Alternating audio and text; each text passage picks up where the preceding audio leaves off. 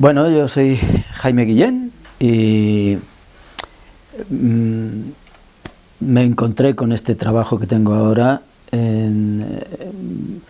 pues a los 30 y tantos años, ya después de haber estado 10 años en la universidad estudiando Derecho y Filosofía y después Psicología, de haber estado en una empresa multinacional como director de formación y de selección, y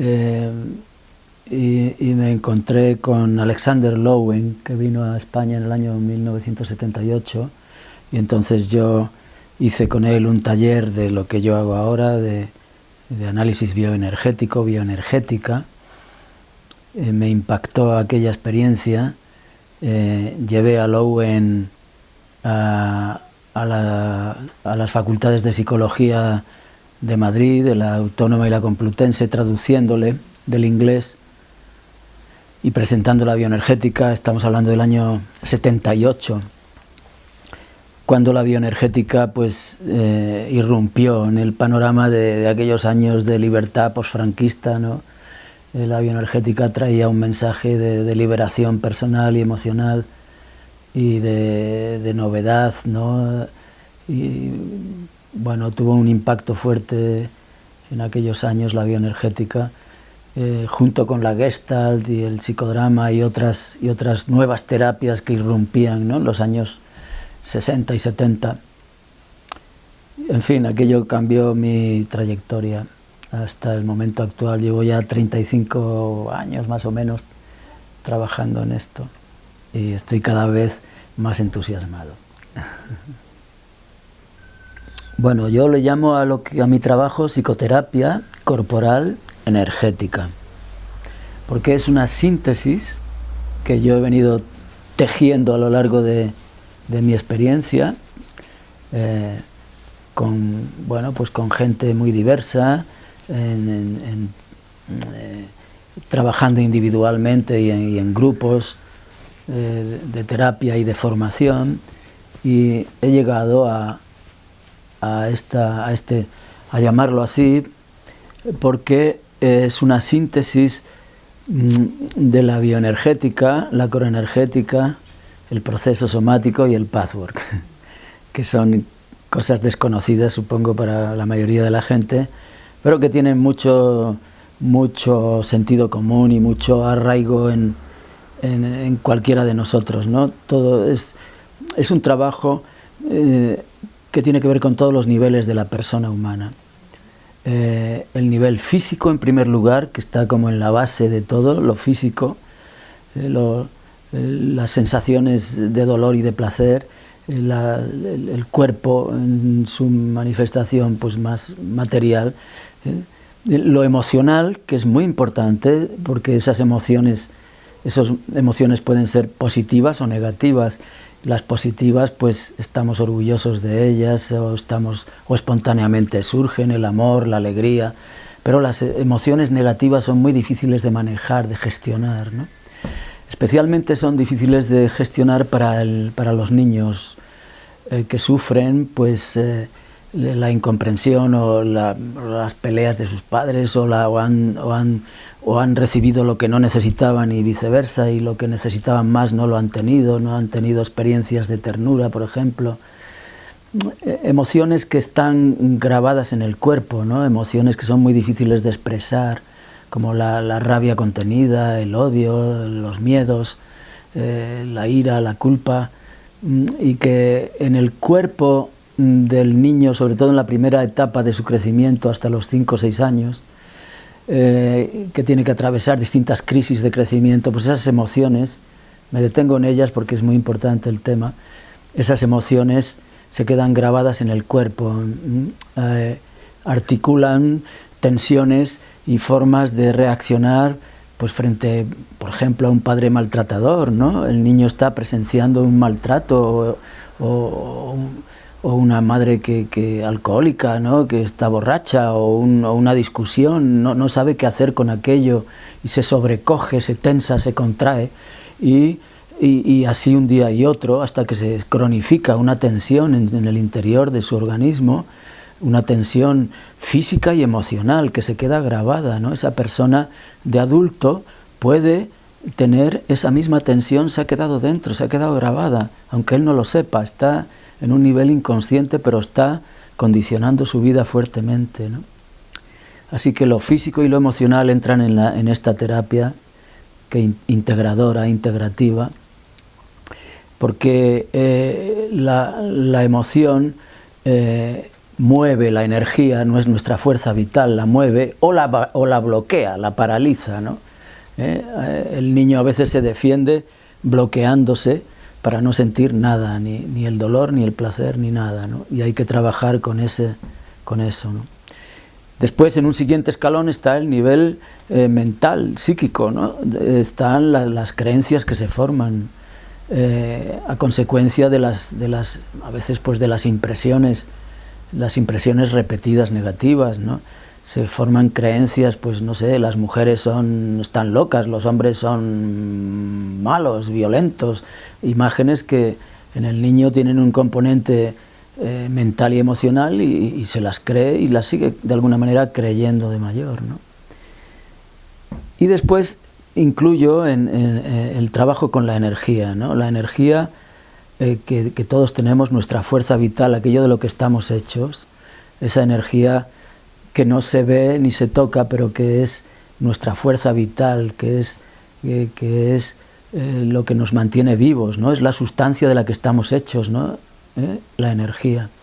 Y esa energía, cuando se une a la conciencia, pues nos da el sentido de nuestra vida, de lo que pensamos, lo que hacemos. Psicoterapia corporal energética. Bueno, pues la bioenergética trabaja con con analizar las vicisitudes, el comportamiento, cómo actúa en nosotros nuestra energía, nuestra bioenergía. Hay una energía eléctrica, una energía atómica y hay una energía humana, una bioenergía. Es nuestra fuerza vital, todos sabemos lo que es, ¿no? Pero sabemos muy poco de esa energía, ¿no? En general de la energía se ha sabido muy poco y ahora se sabe más gracias a las experiencias de Ginebra y de Estados Unidos a encontrar los últimos reductos de la materia y qué hay después del átomo, del quark, del neutrón, qué hay después, qué es lo que causa, qué crea la materia, ¿no? Entonces Higgs, que era un hombre que conoció a Reich, que es el verdadero investigador, el primer investigador sobre la energía, Wilhelm Reich, Higgs descubrió o propuso la teoría del bosón, Reich lo llamaba el orgón, como la unidad, la energía existente detrás de todo lo que existe, que está creando constantemente y dando forma a lo material, ¿no? Entonces esa energía nos influye a nosotros constantemente, está en nosotros, entra y sale de nosotros. Nosotros somos conscientes de que estamos vivos y podemos alinearnos con el universo creando nuestras vidas desde nuestra energía consciente. Digamos que somos energía consciente en un cuerpo físico. La cronoenergética es el trabajo de John Pierrakos, un psiquiatra norteamericano de Nueva York de origen griego que fue mi siguiente maestro y que creó la bioenergética junto con Lowen. Él era también discípulo predilecto de Wilhelm Reich y añade a la bioenergética el elemento transpersonal o espiritual o energético, por llamarlo así, ¿no? Pierrakos trabaja más con la energía y incluso tiene un estudio en su libro Core Energética, su libro que yo estoy terminando de traducir. Tiene un estudio científico sobre el comportamiento, la existencia del aura en el ser humano. El aura es la propia energía del individuo. Muchos niños la ven y hay personas que la ven. Y yo creo que en esta nueva era en la que estamos entrando, pues se va a ver más la energía, el aura de la gente. Los políticos no podrán mentir porque enseguida se les verá en el aura que están mintiendo, ¿no? Será estupendo podremos, como en la película Avatar, podremos ver a la gente, ¿no? La realidad, ¿no? Viendo su energía. Esa energía en el aura se manifiesta como unas capas de fluido energético correspondientes a nuestra razón, nuestra emoción y nuestra voluntad, digámoslo así para simplificar, y unos centros vitales en el cuerpo, de los que podemos elegir 3, que son la razón, la emoción y la voluntad, y a través de esos centros vitales entra y sale la energía del universo en nosotros. Una energía, bueno, pues que esa energía es benigna, es abundante, no distingue lo pequeño y lo grande, no está dividida, está unificada, está siempre disponible a nosotros, es pura inteligencia, es puro amor, es de lo que está hecho el universo, y nosotros participamos de esa energía. Tenemos una energía desde que nacemos hasta que nos vamos de esta vida, una energía que nos sostiene y que entra y sale en nosotros. Y Pirracos, en sus estudios con 5 o 6 personas más que pueden ver esa energía, pues ha hecho un estudio maravilloso y una clasificación de las personas, donde las personas rígidas, por ejemplo, pues tienen el centro vital del corazón, lo tienen bloqueado, y sin embargo tienen mucha energía en el resto del cuerpo y se manejan muy bien, y es gente fuerte y competente, pero el corazón está muy defendido, muy bloqueado, ¿no? Son personas, por ejemplo, que son como hay que ser, que tienen un yo autoimpuesto, que es su rigidez, que no saben quiénes son, pero que lo hacen todo bien o lo intentan, y son muy responsables, muy leales, muy como hay que ser, pero no se permiten ser ellos mismos y están bloqueados, y eso se nota en el cuerpo energético, en el aura se ve, ¿no? Y es interesante ese diagnóstico añadido que podemos hacer, ¿no? La bioenergética trabajamos leyendo el cuerpo de la persona. En el cuerpo podemos ver, leer perfectamente, ¿no? Pues lo que le ha ocurrido a esa persona en su infancia, su adolescencia, y qué le está pasando ahora, su forma de respirar, su forma de pisar, su forma de expresarse, su forma de sus bloqueos en la respiración, por qué tiene los hombros hundidos, por qué los tiene cargados, por qué tiene una tensión aquí en el estómago que tira para arriba, o una presión en el pecho, por qué tiene siempre le duele la espalda, o tiene la nuca como de cristal, o por qué el otro tiene los ojos como medio muertos, y otro pues porque está siempre desconectado del exterior y es muy tímido y se corta, y el otro pues está pensando que los demás, esperando que los demás se lo den todos, porque él no se cree capaz de sostenerse en la vida sobre sus propios pies. Es decir, en el cuerpo se graba todo nuestras vicisitudes en nuestro crecimiento, hasta llegar a la madurez psicoafectiva, hasta llegar, dice Stanley Keleman, que es otro de mis maestros, Stanley Keleman, creador de la biopsicología o el proceso somático, dice que desde el embrión hasta el adulto hay una ley organizadora, y vamos a ir cubriendo determinadas etapas hasta llegar a la edad de adulto, ¿no? Desde que el embrión. Entonces, según cómo ha sido tratada esa persona a lo largo de su vida, desde su gestación, por ejemplo, no es lo mismo una criatura, un hijo no deseado o producto de una violación, por ejemplo, en una guerra, la madre no quiere ese hijo, pero ahí lo tiene y va a nacer, y se siente pues bueno, que ese hijo es producto de una violación, y entonces, pero ese hijo no tiene culpa de nada, no sabe nada, pero recibe el odio de la madre, la frialdad, la distancia, la percibe ya. Ese hijo que nace con el rechazo masivo de su madre, que nace contra la voluntad de su madre, puede ser un esquizofrénico luego, o puede tener una neurosis esquizoide, ¿no? Una neurosis, no llega a ser una psicosis, pero sí tiene esa impronta del rechazo, y toda su vida estará marcada pues por ese miedo al rechazo, porque tuvo el rechazo desde que nació y lo espera y lo sigue esperando, ¿no?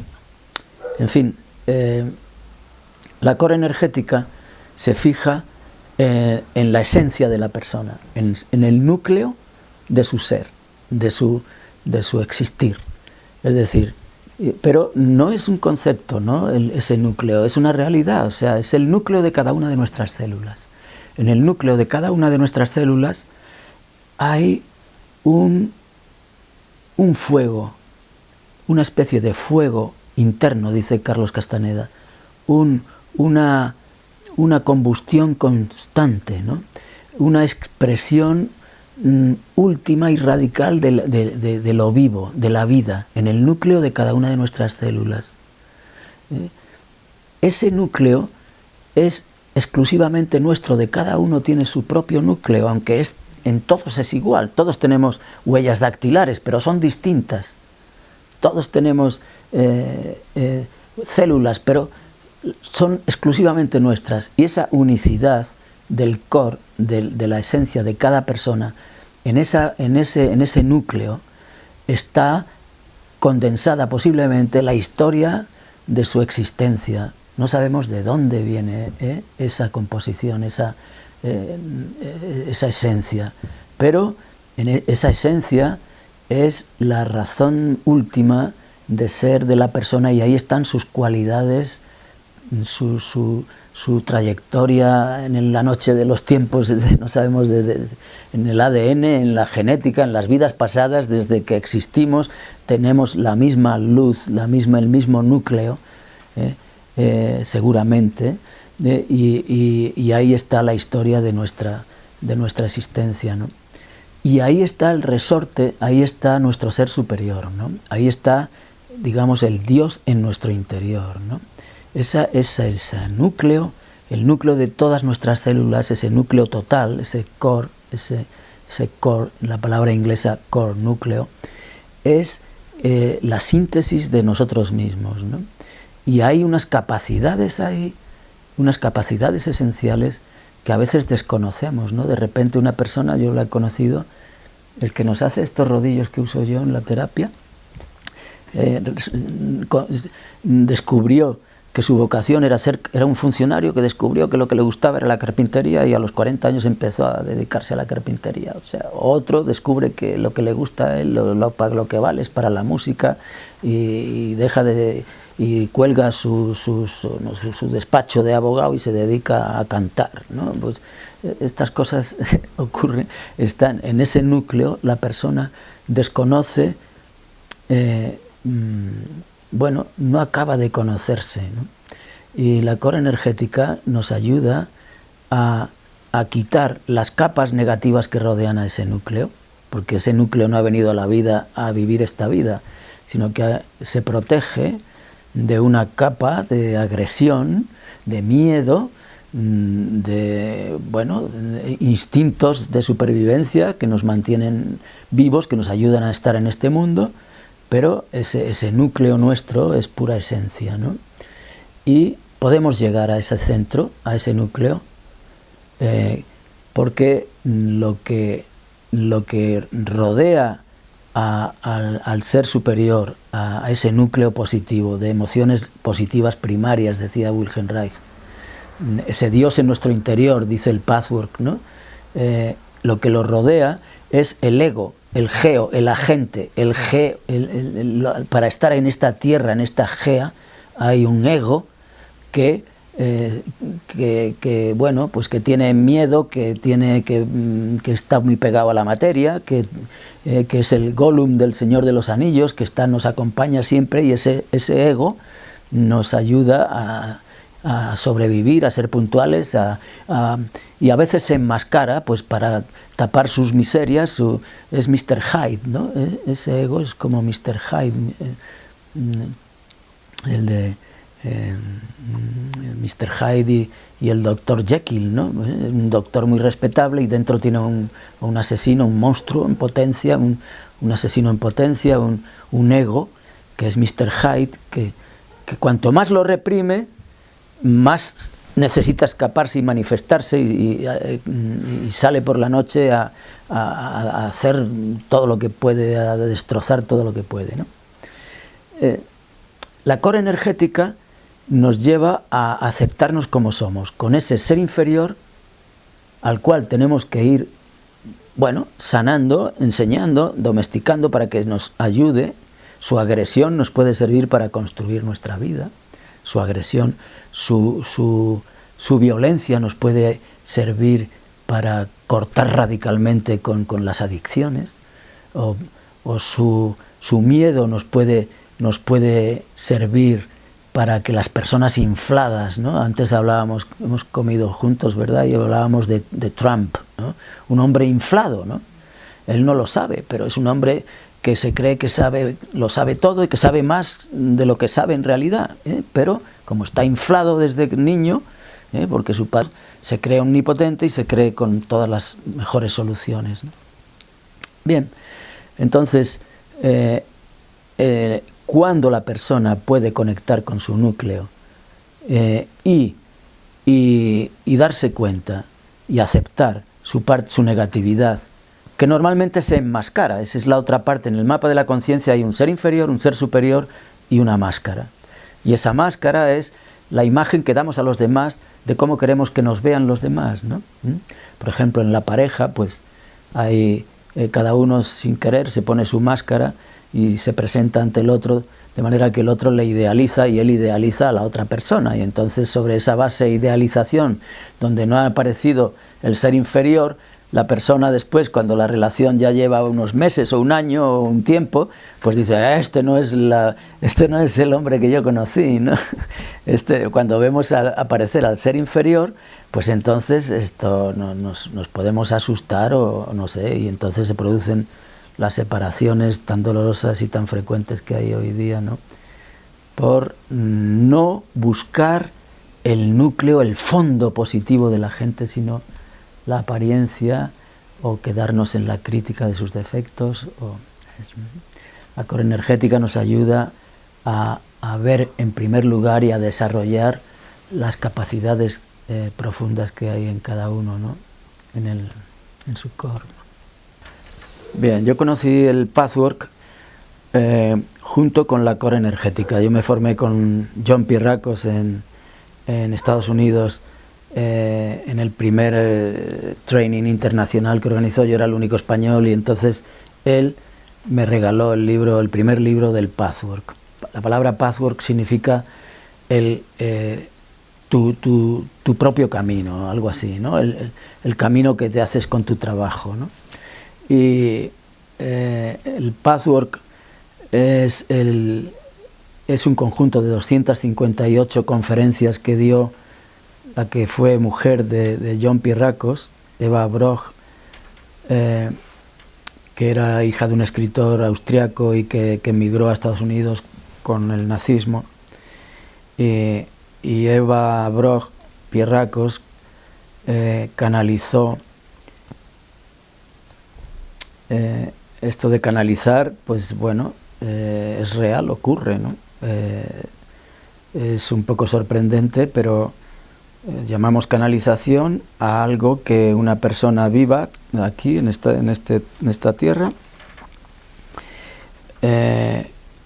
oye en su interior, recibe una información y ella la expresa o la escribe.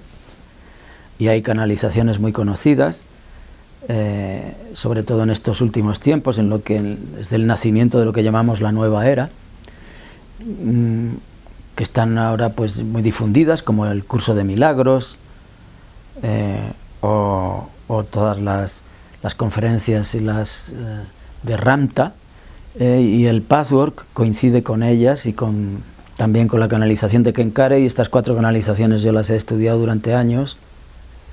Y yo hice filosofía, me especialicé en metafísica, y desde el punto de vista metafísico creo que puedo validar completamente lo que se dice, todo lo que he leído en esas canalizaciones, ¿no? En estas 4 canalizaciones que digo, que no se contradicen en nada, y que son revelaciones de una entidad que no está encarnada y que no pretende vender nada ni ser simpático, sino que está ayudándonos con un conocimiento.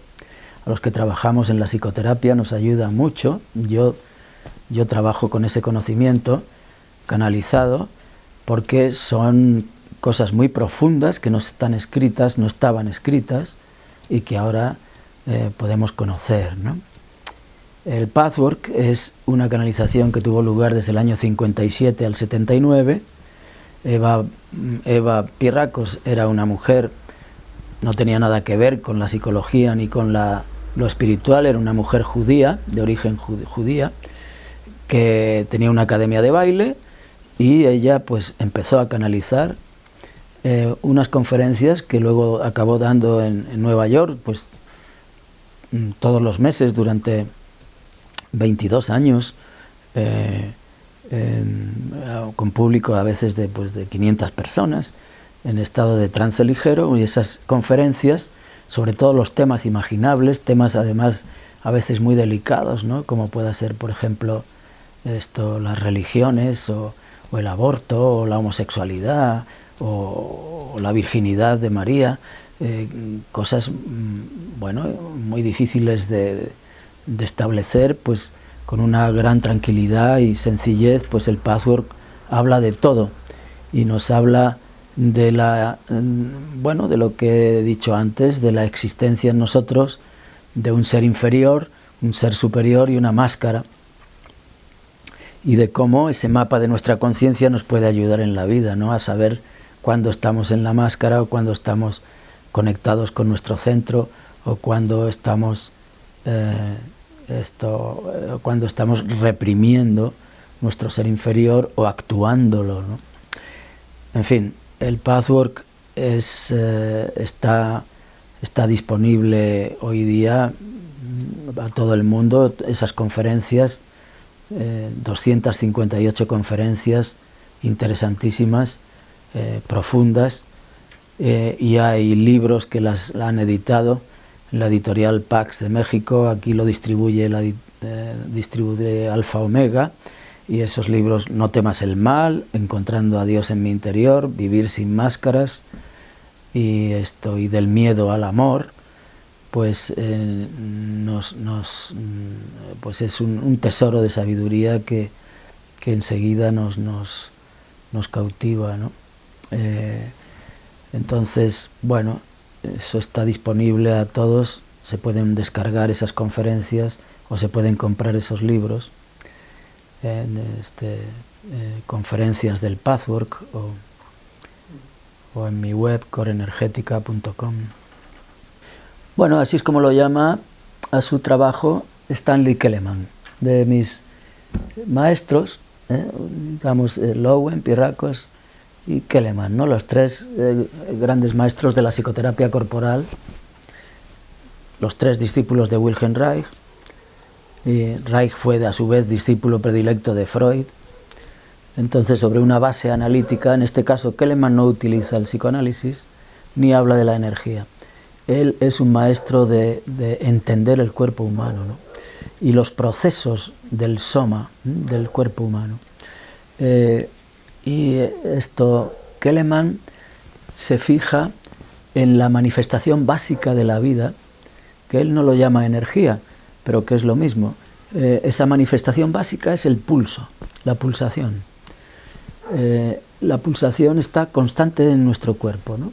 Todo nuestro cuerpo está pulsando, constantemente pulsando. Nuestras células pulsan, nuestro corazón pulsa, nuestra respiración tiene una inspiración y una expiración pulsátil, y las alteraciones de ese pulso, que vienen básicamente del reflejo de alarma, que es nuestro instinto más básico, de lo que podemos llamar el miedo en todas sus manifestaciones, el terror, el horror, el pánico, el temor. Lo que el miedo es como una gran familia donde entran muchos aspectos negativos, emocionales negativos, ¿no? En el miedo está también el rencor o está el odio, digamos que el miedo es la negatividad y el amor es lo positivo, ¿no? Nuestro ser inferior, nuestro ser superior, decíamos antes.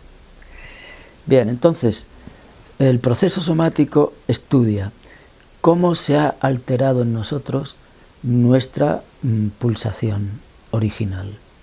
Cuando un niño nace y crece felizmente, pues su pulso es perfecto, ¿no? Su respiración llega al fondo de su vientre y respira y duerme y lo tiene todo, y cuando tiene hambre, pues su madre está allí disponible siempre, y no, una buena madre que está dándole, le está nutriendo puntualmente y le está dando además un contacto, un calor, y le da todo lo que necesita el sistema nervioso de ese niño para crecer de una manera pues tranquila y fluida, ¿no? Pero cuando, por ejemplo, eso no ocurre, cuando la madre no está disponible o está deprimida o tiene que trabajar y se ha producido una alteración, pues esto, el pulso del niño, la manifestación más básica de su estar vivo, de su vida, se altera. El niño altera su pulsación y si aquello se repite, se mantiene, se cronifica ese pulso alterado y llega a formar, esa alteración llega a cronificarse y hace que la persona mantenga ese pulso alterado por cualquier cosa en la vida. Es una persona que siempre va con prisa, que está por la noche no puede dormir porque está ya anticipando lo que va a hacer al día siguiente, tiene una ansiedad que no es otra cosa que un pulso alterado, una alteración pulsátil cronificada, y esa ansiedad está condicionándole en todo momento, no la puede cambiar. Bueno, la sanación energética es el nombre que da su trabajo Barbara Brennan. Quizás la más conocida sanadora a nivel mundial, ¿no? Tiene su escuela de sanación Barbara Brennan en Nueva York, y ahí acuden pues todos los años un máximo de 1000 personas para formarse como sanadores. Habrá gente que le choque esto de que haya tantos sanadores y tanta gente que se dedique a estas cosas, ¿no? Pero cada vez hay más, afortunadamente, ¿no? Está llegando, y Barbara Brennan es una buena representante, está llegando, cada vez está más cerca esa nueva era, ese nuevo milenio que cambiará tantas cosas, ¿no? Que nos traerá menos dolor, más luz, más comunicación, más cooperación, una economía basada en la cooperación socioeconómica, una educación basada en el desarrollo de los talentos individuales, un mejor cuidado de la ecología, de la tierra. Esa nueva era que está viniendo a muchas personas a nivel individual, ¿no? Que está produciendo un despertar, un darse cuenta de cosas que hasta ahora no estaban publicadas o estaban escondidas y están apareciendo, ¿no? Porque la nueva era, el nuevo milenio, en mi opinión, viene precedido de un apocalipsis, que es lo que tenemos en este momento. Perdona que me desvíe del tema de la sanación, pero para llegar a ello, ¿no? Apocalipsis en griego significa desvelamiento, y efectivamente lo que está ocurriendo ahora, si os fijáis, es un desvelamiento, un apocalipsis, o sea, se está viendo cosas que habían estado tapadas hasta ahora, ¿no? Y ahora se están desvelando, ¿no? La falsa autoridad de muchos gobernantes, de personas influyentes, no sé, de las religiones, los extremos de las religiones, el fanatismo, la pederastia, cosas que han estado ocultas y ahora están ahí, salen en carne viva, ¿no? Para que lo veamos. Porque el primer paso para esa nueva era es conocer lo que hay. la sombra, el mal, porque es real. Y no son solo las guerras, hay aspectos en los que se está también produciendo ese apocalipsis, por ejemplo, en la relación de pareja, ¿no? Nunca ha habido tanto dolor entre el hombre y la mujer, en la relación hombre-mujer, por lo menos en Occidente, ¿no? En Oriente de otra manera quizás, pero nunca ha habido tantas separaciones, tantos hijos abandonados, tanto problema, ¿no? Ha habido una evolución increíble, ¿no? en el tema de la sexualidad, que ha tocado todos los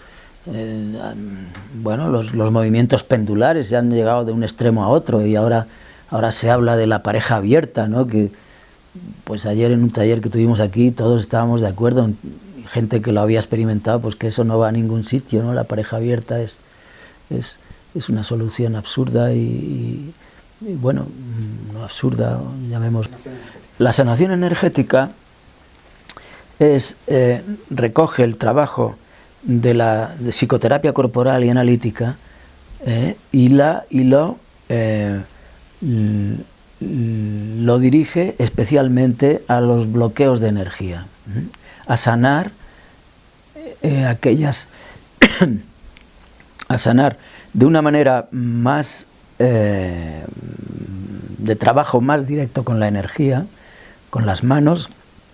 No sé si, bueno, mucha gente habrá oído hablar del Reiki, ¿no? El Reiki es una disciplina muy antigua en Asia, que hay como un magnetismo en nosotros que puede dar y recibir energía de otras personas, ¿no? Yo, pues modestamente, pues he tenido, bueno, la suerte, yo lo puedo hacer, ¿no? Yo ahora estoy trabajando con personas que tienen cáncer de mama y que no han querido entrar en la quimioterapia, y bueno, pues yo he probado pues con la sanación energética y sí funciona. Esas personas, la metástasis retrocede, el tumor se va secando, el dolor desaparece y ahí van esas personas. Es decir, el tratamiento es real, ¿no? Pero bueno, no hay que vender ningún producto ni hacer nada, ni yo pretendo nada, sino y todo el mundo lo puede intentar. Si se pone, si la persona está sana y intenta, pues así hacía Jesús, así enseñó a sus apóstoles a curar a la gente, ¿no? Con las manos, ¿no? Y con la intención positiva, ¿no? Puesta en Dios, ¿no? De sanar en nombre de Jesús, ¿no? Y bueno, pues esos llamados milagros, pues, bueno, ocurren, sí, y no pasa nada. Suena muy raro, pero bueno, es un aspecto más de la nueva era que está llegando, ¿no? La sanación energética tiene muchas posibilidades, no solo esta que digo, sino a nivel mental, pues hay una sanación energética cuando la persona tiene un insight, una luz repentina, ¿no? Que le hace darse cuenta de cosas, ¿no? Y entonces se apoya eso con, bueno, terapéuticamente ese descubrimiento, pues se ayuda a la persona a que lo establezca más. Bueno, yo creo que las religiones, como todo, está evolucionando, ¿no? Es algo que está evolucionando. Una evolución en algunos casos más rápida, otros más lenta. Por ejemplo, de repente pues se producen estancamientos, de repente. Yo creo que todas las religiones, en el momento en que se han organizado, han perdido parte de su verdad y han recogido ciertas falsedades, ¿no? Todas las religiones creo que encierran alguna falsedad, ¿no? Falsedad en el sentido de deformación, ¿no?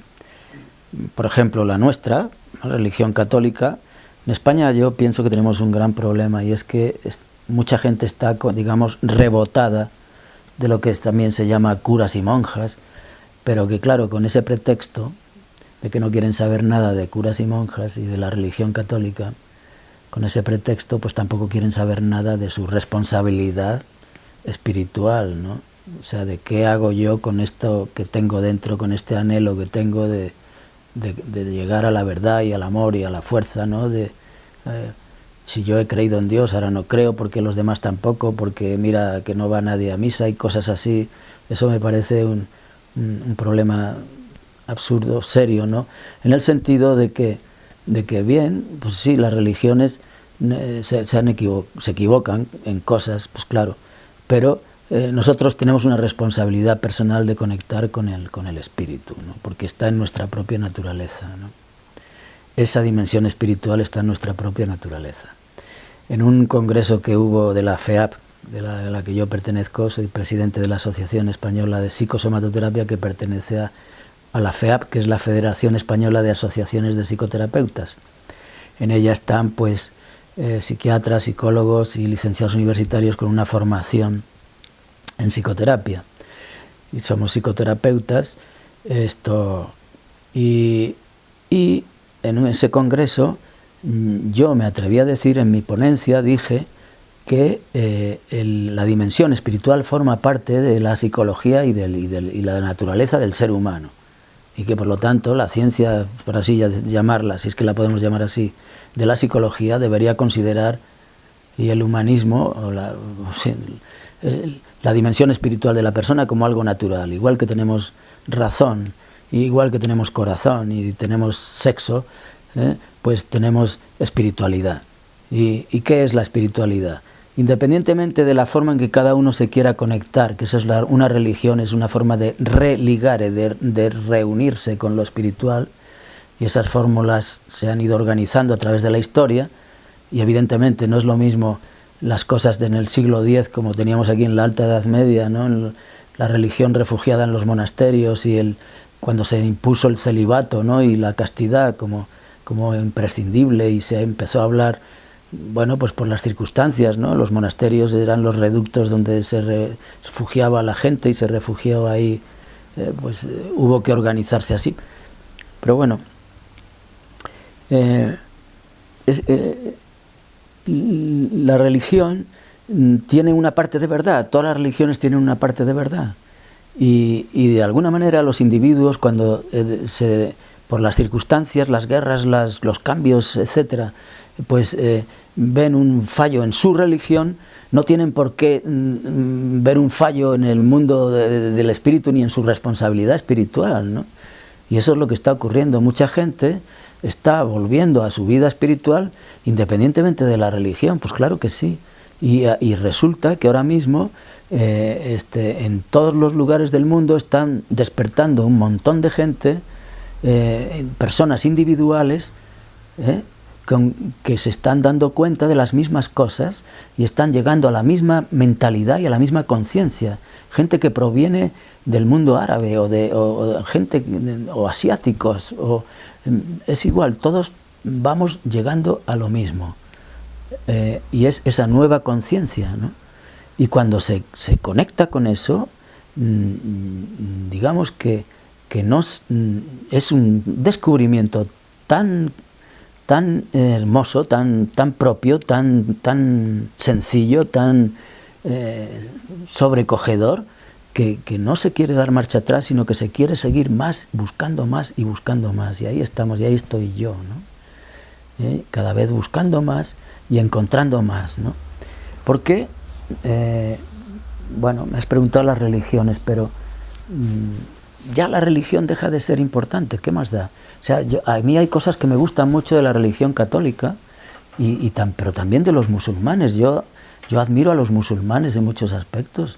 Es una gente muy, muy hospitalaria, es una gente muy, muy honrada. Bueno, yo tengo una asistenta marroquí, es una persona que no se le ocurre, lo último que se le ocurriría es robar algo, o llevarse algo que no es suyo, ¿no? Pues sí, muy bien, aspectos importantes, pero la cuestión es referir a uno mismo la responsabilidad de desarrollar su capacidad espiritual, es decir, de saber y responsabilizarse de sí mismo, hacerse cargo de sí mismo, pensar qué hay en este mundo más allá, que hay aspectos que no se habla de ellos, como si no sé, como si estuviera mal visto, ¿no? Hablar. Y Y no estoy hablando de una religión concreta, sino de cosas tan naturales como es esto, desarrollar nuestra capacidad de amar, desarrollar nuestra capacidad de conocernos, de saber, desarrollar nuestra responsabilidad con, pues, no sé, nuestro sentido hacia los demás, nuestra apertura, nuestra confianza, hacernos cargo de nosotros mismos, en fin, en todos los aspectos, ¿no? Incluso pues aprender a comer mejor, ¿no? A cuidarnos mejor, a amarnos, ¿no? Cuidarnos mejor, formarnos más, ¿no? Hay gente incluso, bueno, pues colegas míos, por ejemplo, no sé, hablábamos antes de personas que se acaban de licenciar ya son psicólogos recién salidos y ya creen que ya están curados de todo y que lo saben todo y que los demás están mal y ellos bien. Y no es así, o sea, eso no acaba nunca, ¿no? El crecimiento individual no acaba nunca, ¿no? Y te encuentras a gente mayor que se sienten vacíos al final de su vida y desesperados, ¿no? Incluso gente pues, que ha tenido mucho dinero y que lo ha tenido todo y se encuentran vacíos y desconcertados, ¿no? Y eso da mucha pena, ¿no? Es decir, esa persona que no ha sabido crecer en su momento o que no ha sabido desprenderse de lo material, del consumismo, de hábitos, de historias, de las apariencias y que no ha querido profundizar, y ves que al final de sus vidas pues son unos pobres desgraciados, ¿no? Bueno, me gusta responder a eso y filosofar un poquito sobre eso, ¿no? Estamos muriendo peor que nunca. La forma de morir que hay ahora en nuestra civilización es la peor que ha podido haber históricamente. Antes, en los pueblos, la gente se moría en su cama, pasaban los vecinos y bajaban la voz, había una vela encendida, sabían que estaba muriéndose aquella persona. Y entraban a preguntar y a saludar y hablaban en voz baja y estaban todos alrededor.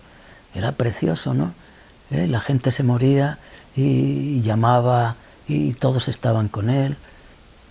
Y hoy día la gente no muere en su cama ni en su casa, en un sitio extraño, rodeado de extraños, entubado, sufriendo, sabiendo que, agonizando malamente, porque el cuerpo sabe morir. El cuerpo sabe morir, igual que sabe nacer. Pero esas muertes artificiales o prolongadas o crueles, ¿no? Donde el moribundo está, encima tiene que estar de visita con los que vienen a verle, y tiene que atender, el que se está muriendo, tiene que estar atendiendo a la gente que va a verle.